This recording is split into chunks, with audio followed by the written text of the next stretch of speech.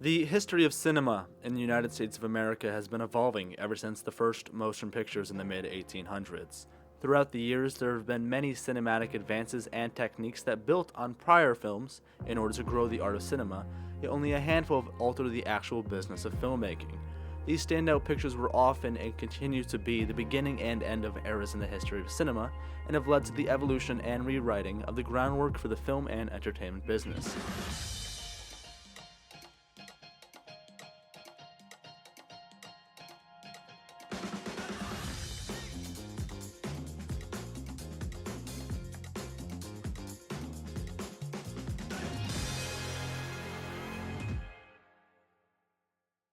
There's a shark in the water. He's been killing people. Legs have been bitten off and there's blood all over the place. Background action. In the early summer of 1974, hundreds of teenage extras floated and swam in the icy waters of Martha's Vineyard, Massachusetts.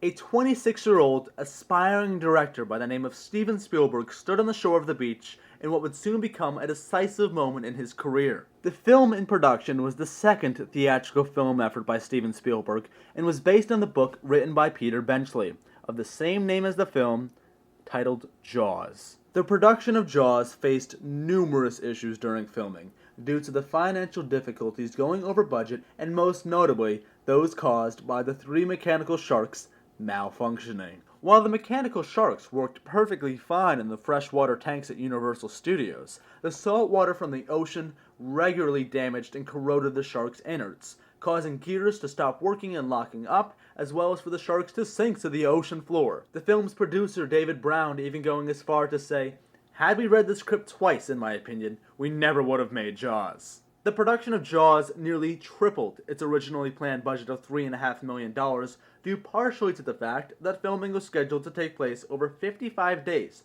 but instead it took 159 days from May all the way to October of 1974. "We knew if the studio took the film out of the cameras, it was never going back in," said producer David Brown. Jaws was originally set to be released in time for Christmas 1974.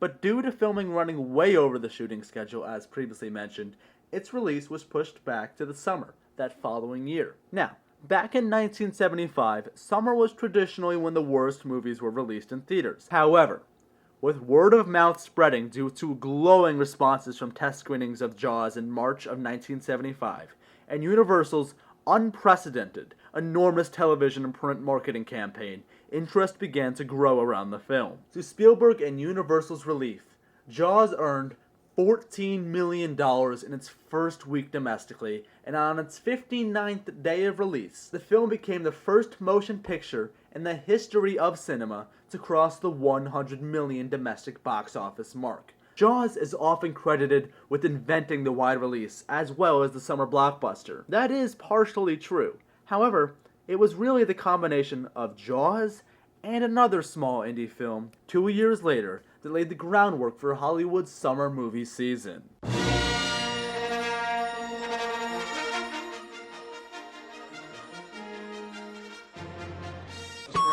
Say 228, take 7, pick up. Turn over. Action. I don't think they'd like another killing in here. In the summer of 1976, director and screenwriter George Lucas had only directed 2 feature films prior to his film Star Wars. Few people believed in Star Wars during its production. Once filming was completed, post-production proved to be just as difficult as the filming process. Industrial Light and Magic, George Lucas's visual effect company that was founded strictly for Star Wars, was reportedly mismanaged and had difficulty achieving the groundbreaking effects that were required for the film. In fact, the visual effects and editing for the film were so far behind schedule that when Star Wars was shown to studio executives in February of 1977, 2 months after the originally planned release date, and only 3 months before the film's actual release, there were entire scenes absent or unfinished. The early cut had a different crawl from the finished version and used David Prowse's voice for Darth Vader. This ship carries the crest of Alderaan. Was there any of the royal family on board? Who were you carrying? It also lacked most special effects and hand-drawn arrows took the place of blaster beams, and the space battles comprised of cut footage of World War II fighter plane dogfights. Miraculously, in a similar fashion of that of Jaws, but intensified for some, Star Wars opened to the largest box office numbers of all time. To put it simply, Star Wars was a phenomenon that swept the country and eventually the entire universe.